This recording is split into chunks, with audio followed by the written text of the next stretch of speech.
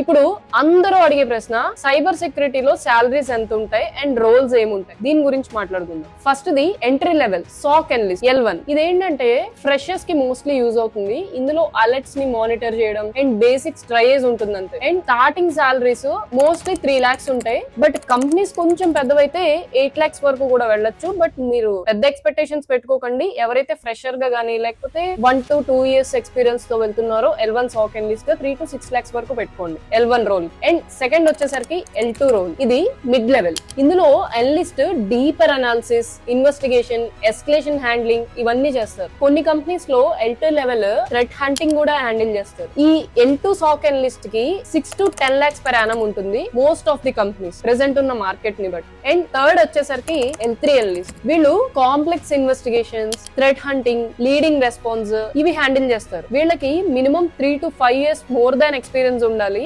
Salaries వచ్చేసరికి 10 to 18 lakhs per annum కూడా ఉంటాయి. అండ్ ఆర్కిటెక్ట్స్ కి అయితే 30 LPA పైన కూడా ఉన్నాయి. అండ్ ఫారెన్ కంపెనీస్ 50+ LPA కూడా ఇస్తున్నాయి. ఈవెన్ క్రోర్స్ ప్యాకేజ్ కూడా పాసిబుల్. బట్ గుర్తుపెట్టుకోండి, ప్యాకేజ్ ఎప్పుడు కూడా ఎక్స్పీరియన్స్ తో రాదు, మీ స్కిల్స్ ని బట్టి వస్తుంది. సైబర్ సెక్యూరిటీ అంటే ఒక్క జాబ్ మాత్రమే కాదు, ఇందులో చాలా డొమైన్స్ ఉంటాయి. First the red team. వీళ్ళు ఏంటంటే ఎథికల్ గా అటాక్ చేస్తారు. Pen testing, ethical hacking, VAPT ఇలా ఉంటాయి అన్నమాట ఇందులో. సెకండ్ వచ్చేసరికి blue team. Defensive side attack ని డిటెక్ట్ చేయాలి.